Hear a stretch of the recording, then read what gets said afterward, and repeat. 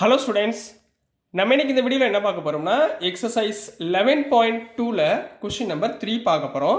So question number 3ல் என்ன கொடுத்துருக்காங்கன்னா, Rehman is making a wheel using spokes. ரைட்டுங்களா? ஸ்போக்ஸ்னால் என்ன சொல்லுவாங்க, ஒரு கம்பி மாதிரி வச்சுக்கோங்களேன். சரிங்களா? அந்த ஸ்பூன் வச்சுக்கோங்க, ஸ்பூன் மாதிரி கம்பி மாதிரி இருக்கும்ல, அதை வச்சுக்கோங்க. ஹி வாண்ட்ஸ் டு ஃபிக்ஸ், ஒரு ரஹ்மான்றவர் ஒரு என்ன பண்ணுறாரு, ஒரு வீல் செய்ய போகிறாரு.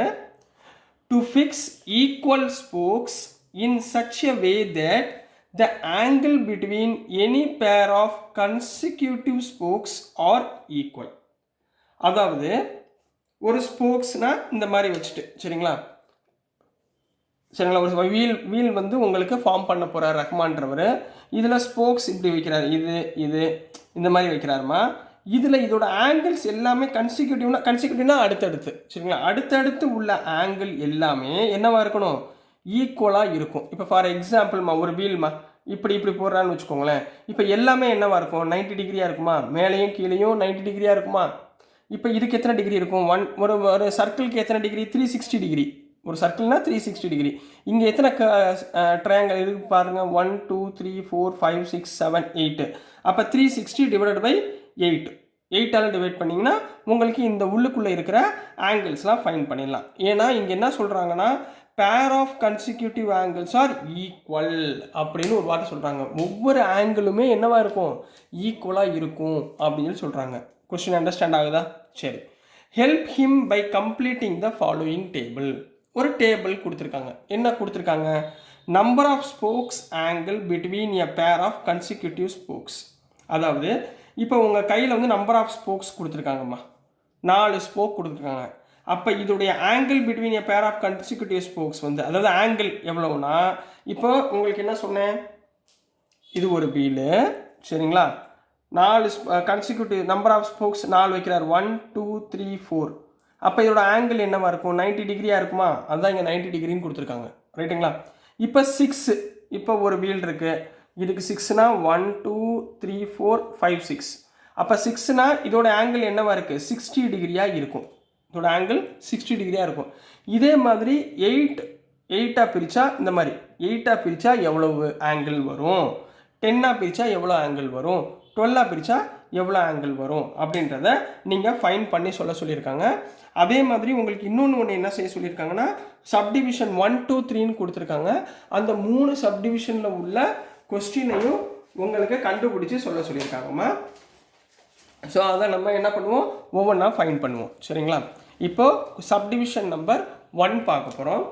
சப்டிவிஷன் நம்பர் 1ல் என்ன கொடுத்துருக்காங்கன்னா, are the number of spokes are the number of spokes and the angles formed between the pairs of consecutive spokes. கொஞ்சம் ஷார்ட்டாக எழுதுறேம்மா, கொஸ்டின் உங்களுக்கு சீக்கிரம் போகணும்னு.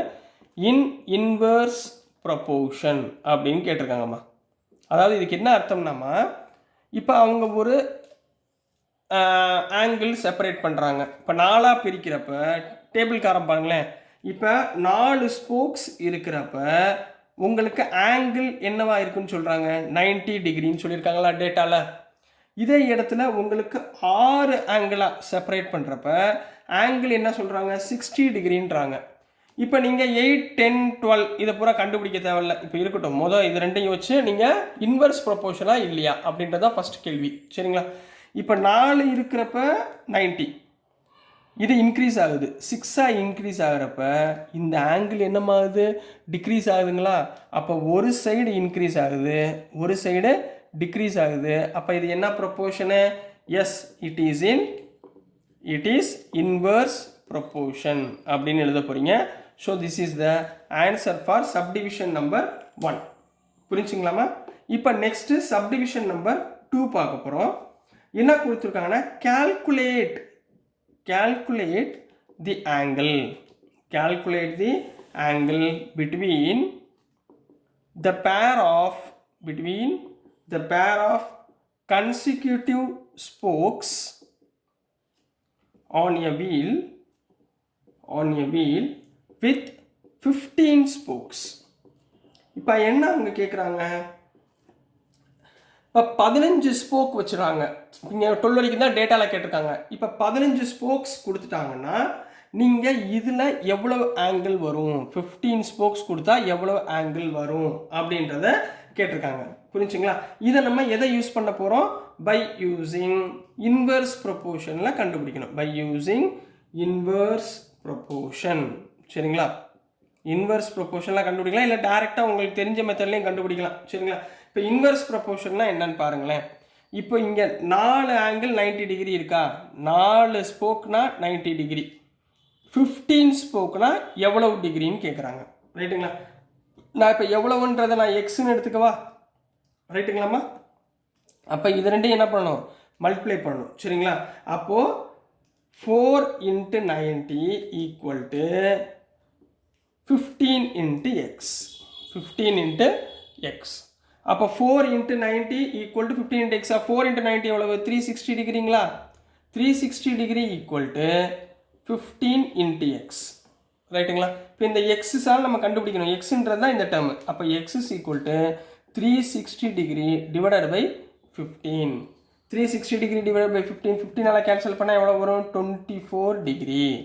அப்போது 15 ஸ்போக்ஸ் இருந்தால் நம்மளுக்கு ஆங்கிள் என்ன இருக்கும், 24 டிகிரி ஆங்கிளாக இருக்கும். சரிங்களா? நல்லா கவனிச்சுக்கோங்க. 360 டிகிரி மீன்ஸ் ஒரு சர்க்கிள். அப்போது நீங்கள் அடுத்து நீங்கள் கண்டுபிடிக்க போகும்போது டைரெக்டாக என்ன பண்ணுங்கள், எத்தனை ஸ்போக்ஸ் இருக்குது அதை 360 அத்தனை ஸ்போக்ஸால் டிவைட் பண்ணிட்டீங்கன்னா நம்மளுக்கு என்ன கிடைச்சிரும், ஆங்கிள் கிடைச்சிரும். So this is the answer for subdivision number 2. இன்னும் நம்ம டேபிள் காலம் ஃபில் பண்ணல, ஞாபகத்தில் வச்சுக்கோங்க. அது இப்போ கம்ப்ளீட் பண்ண போகிறோம். இப்போ நெக்ஸ்ட்மா சப்டிவிஷன் நம்பர் 3. சப்டிவிஷன் நம்பர் 3ல என்ன கேட்டிருக்காங்கன்னா, how many spokes would be needed if the angle between a pair of consecutive spoke is 40 degree. இப்போ இங்கே என்ன கொடுத்துட்டாங்க, ஆங்கிள் கொடுத்துட்டாங்க. என்ன கொடுத்துட்டாங்கம்மா, ஆங்கிள் கொடுத்துட்டாங்க. நீங்கள் என்ன கண்டுபிடிக்கணும், ஸ்போக்ஸ் எவ்வளவோ அப்படின்றத கண்டுபிடிக்கணும் by using inverse proportion formula. சரிங்களா? இப்போ இங்கே ஸ்போக்ஸ் எவ்வளோ நம்மளுக்கு தெரியாதா? அப்போ let number of spokes = xன்னு எடுத்துக்கோம். நம்மளுக்கு தெரியாது. ஆங்கிள் எவ்வளோ கொடுத்துருக்காங்க, ஆங்கிள் = 40 டிகிரி அப்படின்னு கொடுத்துருக்காங்க. ரைட்டுங்களா? இப்போ ஃபார்முலா என்ன, inverse by using inverse proportion formula. Inverse proportion நம்ம இன்வர்ஸ் ப்ரொபோர்ஷன் எப்படிமா கண்டுபிடிச்சோம்? சரிங்களா? 360 degree divided by number of spokes equal இப்படி எப்படி நம்ம போன சம்மில் என்ன போட்டோம், ஆங்கிள் டோட்டல் ஆங்கிள். சரிங்களா? Total angle divided by number of spokes. Number of spokes total ஆங்கிளில் நம்பர் ஆஃப் ஸ்போக்ஸை டிவைட் பண்ணால் எனக்கு எவ்வளோ கிடைக்குதுங்க, ஆங்கிள் 40 டிகிரி கிடைக்குதுன்னு சொல்லியிருக்காங்க. இப்போ டோட்டல் ஆங்கிள் எவ்வளோ நம்மளுக்கு வந்துச்சு, ஒரு சர்க்கிள்னால் டோட்டல் ஆங்கிள் எவ்வளவு, 360 டிகிரிங்களா? அப்போ total angle = 360 degree divided by number of spokes நம்ம என்ன எடுத்துக்கிட்டோம், எக்ஸ் = 40 டிகிரி. ரைட்டுங்களா?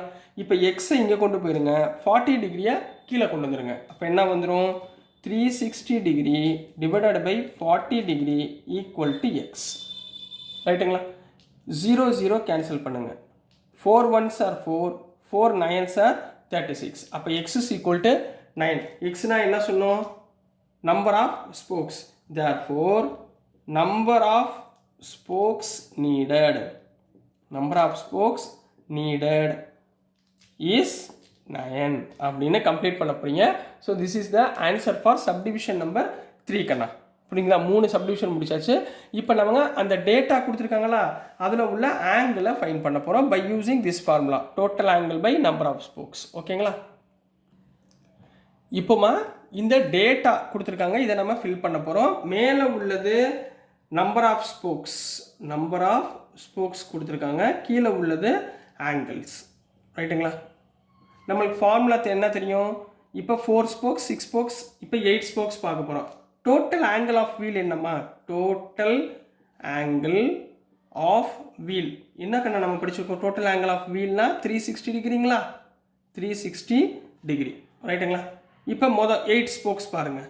If spokes are 8 spokes are 8 இருந்தால் அப்போ என்ன பண்ணுவீங்க, இந்த டோட்டல் டிகிரிலேருந்து டிவைடட் பை 8 ஸ்போக்ஸ் டிவைட் பண்ணிங்கன்னா என்ன வரும், 8 4s are 32, reminder 40, 8 5s are 40. அப்போ என்ன ஆங்கிள் வரும், 45 டிகிரி.